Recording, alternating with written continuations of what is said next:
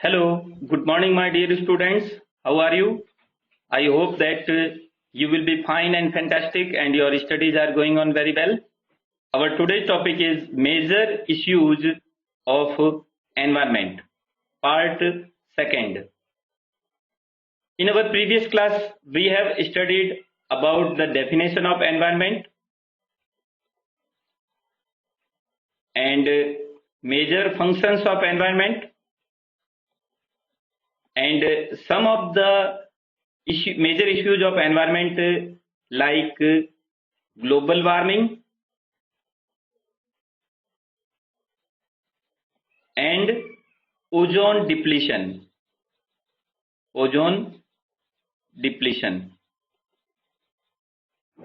So some of these issues are an opportunity cost of negative environment impacts, overuse and misuse of environmental resources, environmental degradation, land degradation and deforestation, measures to control environment degradation.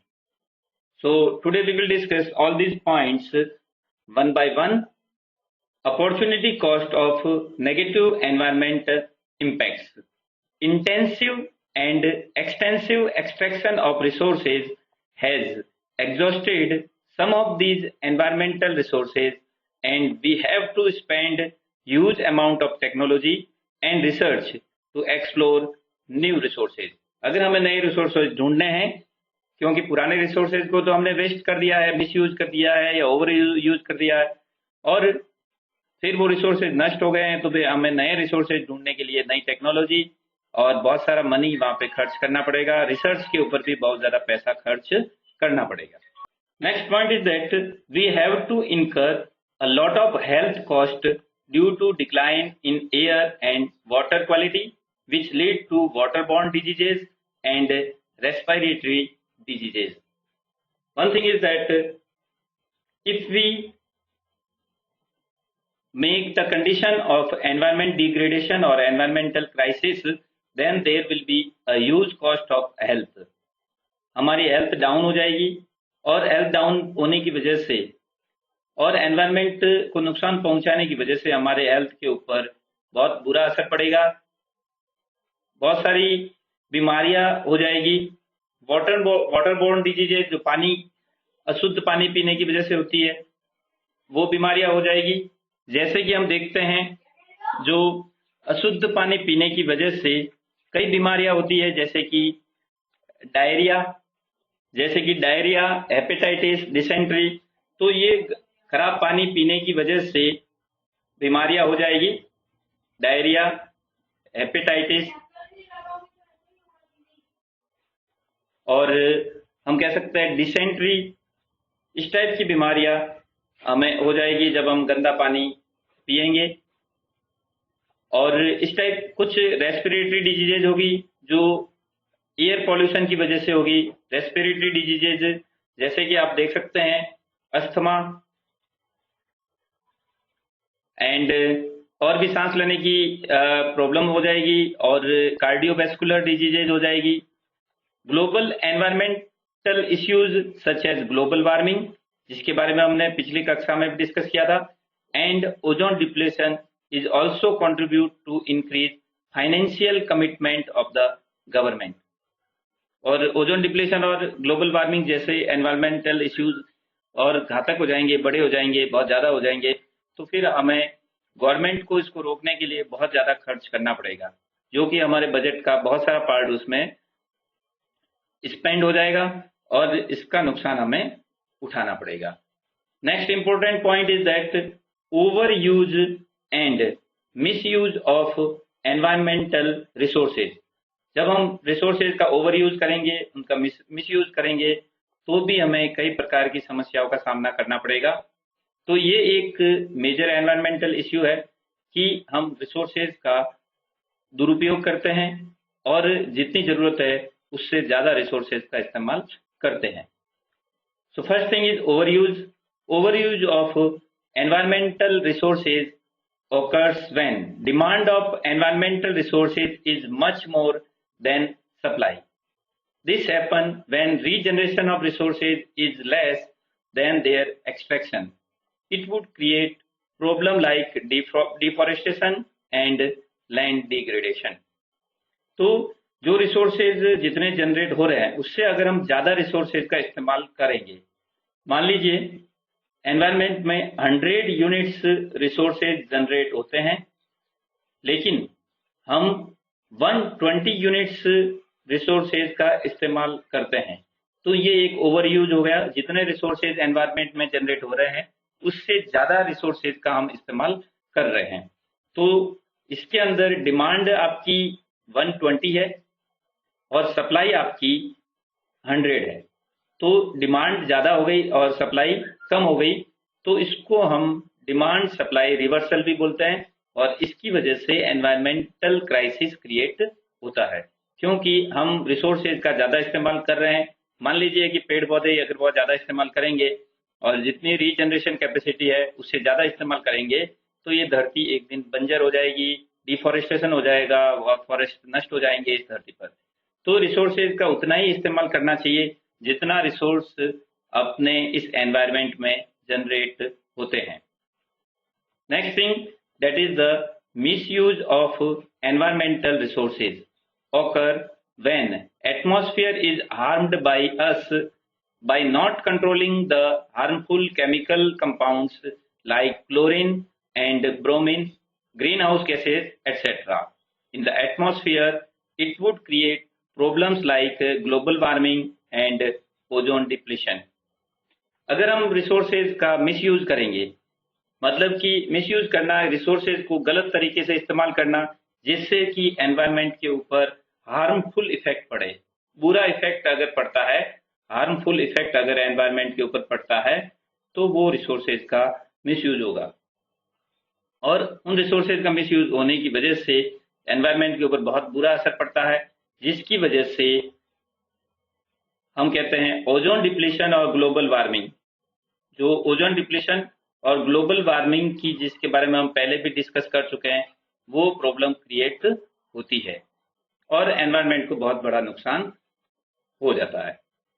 First thing is that environment degradation refers to quantitative and qualitative loss of the natural resources in the course of production and consumption activities. जब हमारी जो production और consumption activities होती है उसकी वजह से environment का क्वांटिटेटिव और क्वालिटेटिव लॉस होने लगता है। एनवायरनमेंट की क्वालिटी डाउन हो जाती है, एनवायरनमेंट की के जो रिसोर्सेज है उनकी क्वांटिटी कम हो जाती है, क्योंकि हम दिन प्रतिदिन बहुत सारी प्रोडक्शन एक्टिविटीज करते हैं और कंजम्पशन एक्टिविटीज भी बढ़ गई है। प्रोडक्शन जैसे कि बहुत सारी चीजों का प्रोडक्शन करने के लिए इंडस्ट्रीज लगाई जाती है और उन इंडस्ट्रीज को लगाने के लिए बहुत सारा एनवायरनमेंट को नुकसान पहुंचाया जाता है, पेड़ पौधे काट लिए जाते हैं और एग्रीकल्चर लैंड में भी कभी कभार इंडस्ट्री लगा दी जाती है। और फिर कंजम्पशन पैटर्न भी चेंज हो गया है कि हम बेसिक नीड के अलावा बहुत सारी लग्जरी आइटम को भी कंज्यूम करने लगे हैं और उस टाइप के कंजम्पशन बढ़ने की वजह से नई नई चीजों का प्रोडक्शन यहाँ पे होता है और उन सब चीजों से हम कह सकते हैं एनवायरमेंटल डिग्रेडेशन होता है। Next point is that pollution. Pollution is also the major environmental issue.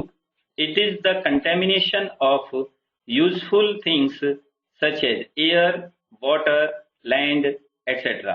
with undesirable or harmful materials like foul gases, smoke, poisonous chemicals, etc. जब हमारे एनवायरनमेंट में मतलब कि एयर के अंदर हार्मफुल मटेरियल इकट्ठे हो जाते हैं, स्मोक इकट्ठा हो जाता है, पॉइजनस केमिकल आ जाते हैं, तो ऐसी सिचुएशन में हम उसको एयर पॉल्यूशन बोलते हैं। तो ये पॉल्यूशन कई तरीका का होता है। अगर एयर में आपके पॉइजनस केमिकल इकट्ठे हो गए, फाउल गैसेज इकट्ठी हो गई, हार्मफुल मटेरियल एयर के अंदर मिक्स हो गया तो एयर पॉल्यूशन क्रिएट होगा। इसी टाइप से जब वाटर के अंदर हार्मफुल मटेरियल और पॉइजनस केमिकल मिल जाएगा तो ऐसी कंडीशन को हम वाटर पॉल्यूशन कहेंगे। इसके साथ ही लैंड के अंदर भी इस टाइप के केमिकल मिल जाते हैं जिससे कि लैंड डिग्रेडेशन होगा, लैंड की फर्टिलिटी कम हो जाएगी। और इसके अलावा वाटर पॉल्यूशन के साथ साथ एयर पॉल्यूशन, और एयर पॉल्यूशन के अलावा साउंड पॉल्यूशन भी क्रिएट होता है, जिसके अंदर हम देखते हैं कि साउंड के अंदर जो साउंड हमें जैसी रिक्वायरमेंट होती है उससे बहुत तेज साउंड अगर हमें देखने को मिलती है या बहुत मिली जुली साउंड हमें देखने को मिलती है तो फिर हमारे लिए ये हानिकारक होती है। तो इस टाइप से कई प्रकार का पॉल्यूशन क्रिएट होता है।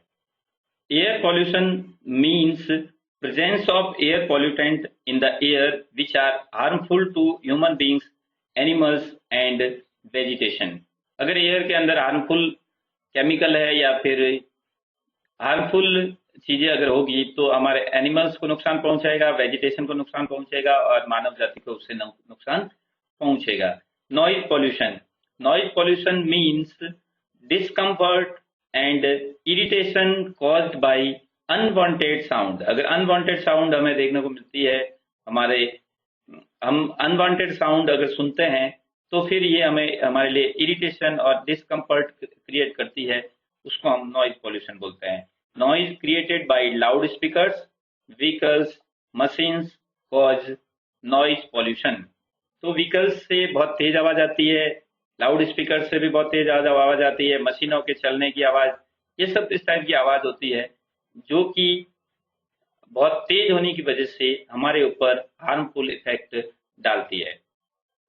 Water pollution, water pollution means presence of water pollutant in the water which are harmful for the quality of water and which affect adversely the aquatic ecosystem. तो वाटर के अंदर pollutant मिलने से water की quality खराब हो जाएगी and the people will also not gate safe drinking water and aquatic ecosystem will be adversely affected, और पूरे इकोसिस्टम में पानी अशुद्ध हो जाएगा तो फिर ये पूरे इकोसिस्टम के लिए, पूरे एनवायरनमेंट के लिए एक हानिकारक प्रभाव होगा।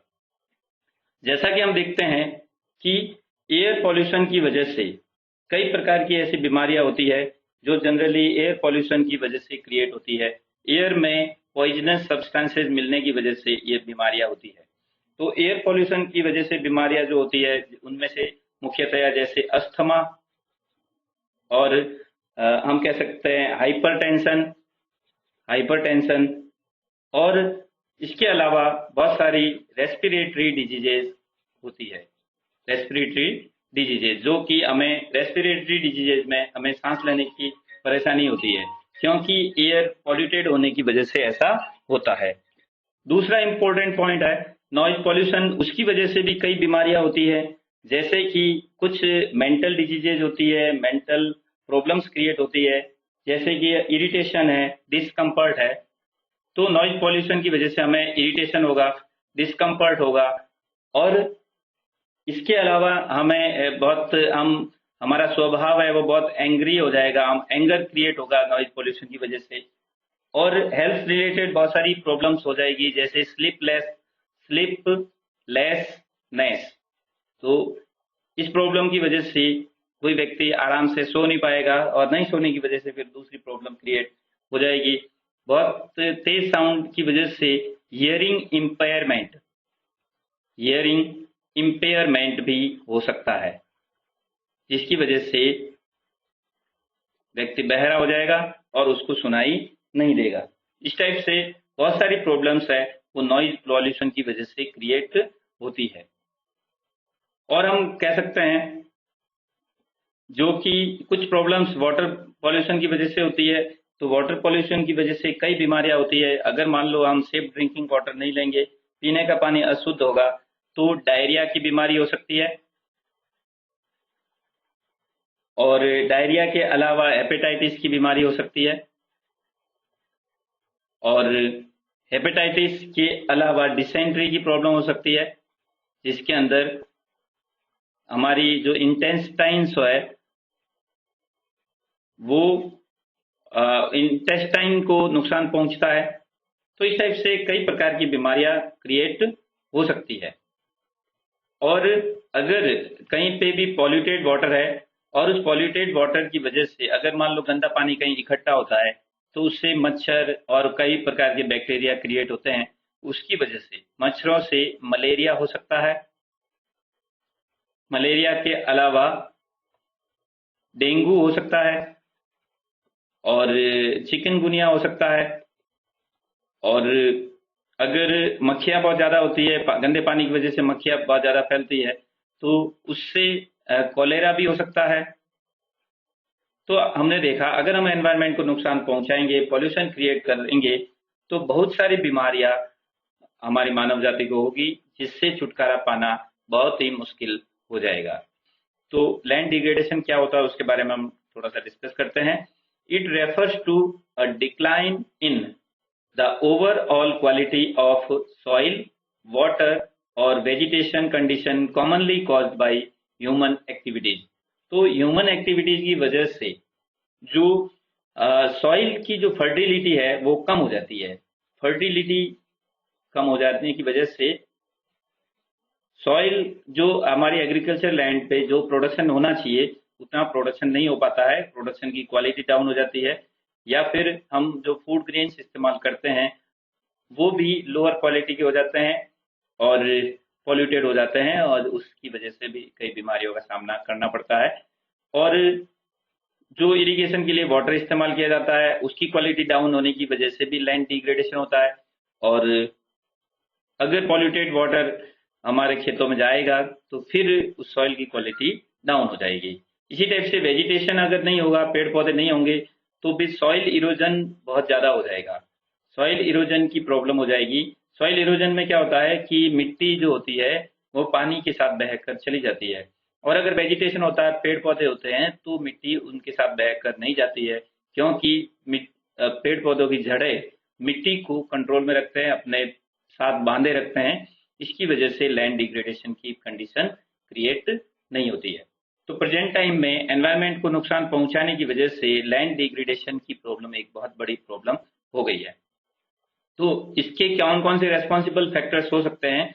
Loss of vegetation occurring due to deforestation. जैसा कि आपको बताया गया, डिफॉरेस्टेशन की वजह से लैंड डिग्रेडेशन होना एक कॉमन बात है, क्योंकि जब पेड़ पौधे मिट्टी के कटाव को नहीं रोक पाएंगे, सॉइल इरोजन को नहीं रोक पाएंगे, तो हमारी फर्टाइल लैंड, जो सबसे ऊपर वाली लेयर जो होती है, वो पानी के साथ बह करके नदी में चली जाएगी, नदी से समुद्र में चली जाएगी।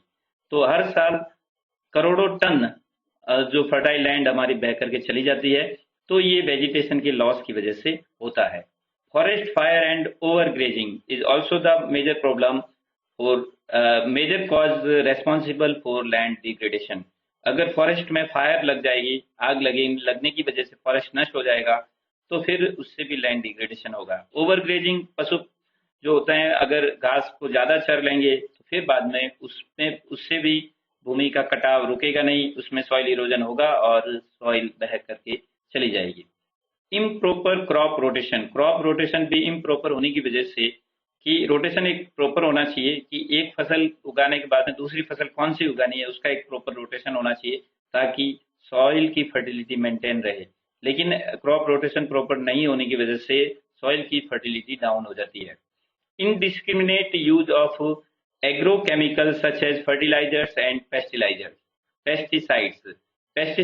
insecticides, chemical fertilizers, जैसे कि हम कहते हैं यूरिया खाद होती है, डीएपी खाद होती है।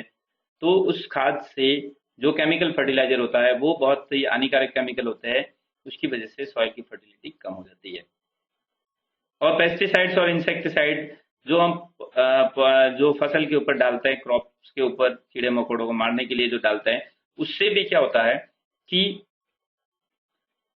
उससे भी जो केमिकल है वो लैंड के अंदर मिलेगा और उसकी फर्टिलिटी कम हो जाएगी। साथ ही साथ ये केमिकल जब लैंड के अंदर मिक्स होगा और मिक्स होने के बाद में अंडरग्राउंड वाटर जो होता है उसकी क्वालिटी भी डाउन कर देगा।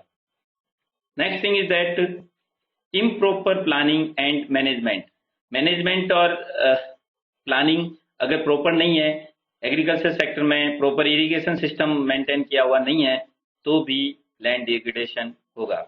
Poverty of the agriculture dependent people, जो एग्रीकल्चर के ऊपर जो डिपेंडेंट लोग हैं उनकी पॉवर्टी भी लैंड डिग्रेडेशन के लिए जिम्मेवार है, क्योंकि लैंड की क्वालिटी अच्छी करने के लिए, लैंड की फर्टिलिटी बढ़ाने के लिए, सॉइल इरोजन रोकने के लिए वो पर्याप्त एफर्ट नहीं कर पाते हैं, क्योंकि वो गरीब होते हैं और गरीब होने के साथ इलिटरेट भी होते हैं, तो वो कोई नई टेक्नोलॉजी ऐसी इस्तेमाल नहीं करते जिसकी वजह से लैंड डिग्रेडेशन रुक जाए।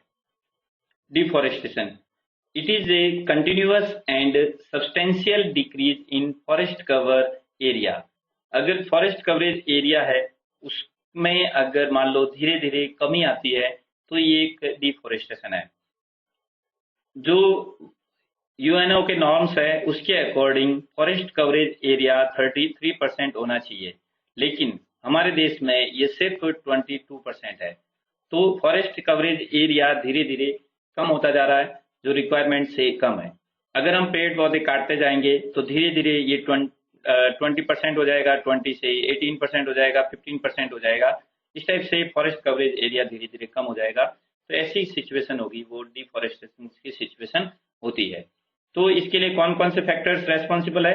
Cutting trees to meet the need of raw material. Raw material की कमी को पूरा करने के लिए ट्रीज को काटा जाता है। बहुत सारी चीजें फैक्ट्री में जो कुछ प्रोडक्ट बनाए जाते हैं उसके लिए रॉ मटेरियल ट्रीज और प्लांट का इस्तेमाल किया जाता है। तो इस वजह से पेड़ पौधों को बहुत ज्यादा काटा जाता है। जैसे कि हम देखते हैं फर्नीचर बनाने के लिए वुड का इस्तेमाल किया जाता है, और बीड़ी बनाने के लिए तेंदुपत्ता का इस्तेमाल किया जाता है, और बहुत सारे प्लांट्स है जैसे कॉटन से क्लोथ्स बनाए जाते हैं। तो इस टाइप से प्लांट्स और ट्रीज को काटा जाता है, जिसकी वजह से एनवायरनमेंट को नुकसान पहुंचता है और डिफॉरेस्टेशन की सिचुएशन क्रिएट होती है। Construction of roads, building and river valley projects. अगर रोड्स बनाएंगे और बिल्डिंग्स बनाएंगे उसके लिए भी फॉरेस्ट को काटा जाता है। रिवर वैली प्रोजेक्ट्स होते हैं जहाँ पे डैम बनाए जाते हैं, और डैम बना करके नहर निकाल करके इरिगेशन सिस्टम को बढ़ाया जाता है, नहर निकाल करके पानी जगह जगह पहुंचाया जाता है। तो इस पूरे प्रोसेस में, रोड बनाने में, बिल्डिंग बनाने में, रिवर वैली प्रोजेक्ट में बहुत ज्यादा ट्रीज की कटिंग होती है, तो इससे डिफॉरेस्टेशन क्रिएट होता है। Township for growing urbanization. Urbanization बढ़ने की वजह से बहुत सारा टाउनशिप डेवलप होती है। लोग गांवों से शहरों की तरफ जाते हैं, जिससे बहुत बड़ी बड़ी बिल्डिंगें बनानी पड़ती है, टाउनशिप डेवलप करनी पड़ती है। ऐसी कंडीशन में भी फॉरेस्ट कवरेज कम किया जाता है, फॉरेस्ट कटिंग होती है और डिफॉरेस्टेशन की सिचुएशन क्रिएट होती है। अब हम देखते हैं कि एनवायरमेंट डिग्रेडेशन को रोकने के क्या क्या उपाय हो सकते हैं। Measures to control environmental degradation. तो एनवायरमेंट क्राइसिस हो रहा है, एनवायरमेंट डिग्रेडेशन हो रहा है, एनवायरमेंट पॉल्यूशन हो रहा है, सभी मिलते जुलते वर्ड है। तो इनको कंट्रोल करने के कौन कौन से तरीके हैं? तो सबसे पहला है population control, pollution control, creating awareness among masses, management of soil waste, suitable pattern of economic growth. Population control. It will help to maintain the balance between extraction of environmental resources and their regeneration. अगर population के ऊपर control होगा तो जितना resources का regeneration होता है उतना ही एक्सट्रैक्शन होगा। नहीं तो पॉपुलेशन अगर बढ़ती जाएगी तो एक्सट्रैक्शन ज्यादा हो जाएगा, जिससे कि एनवायरनमेंट को नुकसान पहुंचाएगा। जितना हम एक्सट्रैक्शन करते हैं उतना रिसोर्सेज जनरेट वापस नहीं हो पाएंगे। पॉल्यूशन कंट्रोल, जैसे कि हमने बताया, पॉल्यूशन, एयर पॉल्यूशन होता है, वाटर पॉल्यूशन होता है और नॉइज पॉल्यूशन होता है। ये पॉल्यूशन बहुत ही मेजर पॉल्यूशंस है। तो इन पॉल्यूशन की वजह से वो उसके ऊपर कंट्रोल करेंगे तो भी एनवायरनमेंट को डिग्रेड होने से बचाया जा सकता है। Agricultural pollution should be controlled by use of environmental friendly fertilizer। Chemical fertilizer का इस्तेमाल करने के बजाय, पेस्टिसाइड्स और इंसेक्टिसाइड का इस्तेमाल करने के बजाय एनवायरमेंट फ्रेंडली हमें फर्टिलाइजर का इस्तेमाल करना है। जैसे कि मैन्योर, एनिमल मैन्योर का हमें इस्तेमाल करना है। और जो नीम लीव्स होती है, नीम लीव्स से बनी हुई अगर हम पेस्टिसाइड्स का इस्तेमाल करेंगे, इंसेक्टिसाइड का इस्तेमाल करेंगे, तो वो भी एनवायरनमेंट फ्रेंडली होगा। Pollution can be checked by promoting the use of better technology. अच्छी टेक्नोलॉजी अगर हम इस्तेमाल करेंगे तो भी पॉल्यूशन के ऊपर कंट्रोल किया जा सकता है। Vehicles pollution can be control by encouraging carpools. Carpooling का सिस्टम फॉलो करके, मतलब बहुत सारे लोग ऑफिस में एक ही जगह जाते हैं और सब अपनी अपनी अलग अलग कार लेके आते हैं, तो एक ही कार में अगर यात्रा करेंगे या फिर सिटी बस में यात्रा करेंगे तो फिर पॉल्यूशन कम हो सकता है इस टाइप से। और पॉल्यूशन को रोकने के लिए पब्लिक ट्रांसपोर्ट का इस्तेमाल करना चाहिए। Use of CNG in vehicles, vehicles के अंदर अगर हम सीएनजी का इस्तेमाल करेंगे तो पॉल्यूशन के ऊपर कंट्रोल हो जाएगा। पेट्रोल और डीजल के बजाय सीएनजी से पॉल्यूशन कम होता है। फिर क्रिएटिंग अवेयरनेस अमंग मासेज, लोगों में अवेयरनेस क्रिएट करना है कि हमें एनवायरनमेंट को कैसे बचाएं।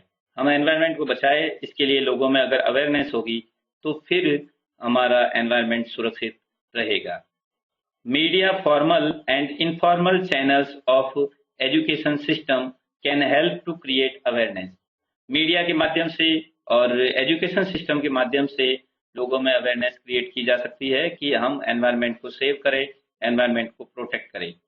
By using the formal education setup, जो फॉर्मल एजुकेशन जो स्कूल्स में दी जाती है उसके माध्यम से भी हम एनवायरमेंटल प्रोटेक्शन की शिक्षा दे सकते हैं। The government has proposal to involve NCERT and UGC to solve the problems. Government NCERT और यूजीसी की हेल्प ले सकती है। And management of solid waste, जो सॉलिड वेस्ट है उसका प्रॉपर मैनेजमेंट अगर किया जाए तो भी हम एनवायरनमेंट को बचा सकते हैं।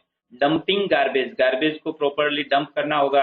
अगर गार्बेज प्रॉपरली डंप होगा and landfills and open fields should be checked, alternative and proper arrangements should be made to dump waste. Waste को डंप करने के लिए अल्टरनेटिव तरीके फॉलो करने पड़ेंगे। कुछ ऐसे नए टेक्नोलॉजी हमें डेवलप करनी पड़ेगी, कुछ नए तरीके डेवलप करने पड़ेंगे जिससे कि हम सॉलिड वेस्ट को नष्ट कर सके, उसको डंप कर सकते हैं।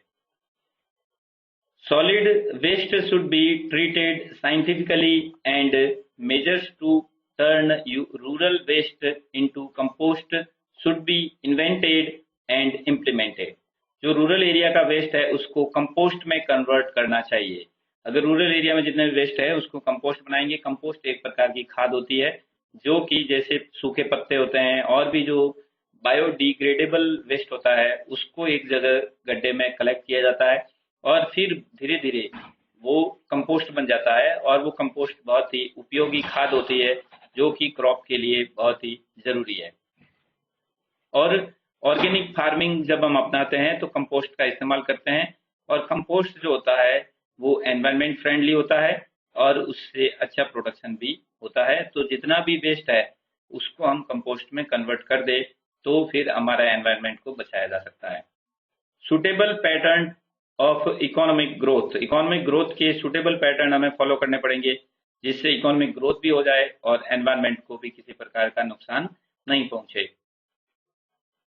Government should initiate such policies which aim at restoration of degraded environment. जो एनवायरनमेंट डिग्रेड हो गया है उसको रिस्टोर करना, उसको वापस अच्छा बनाना।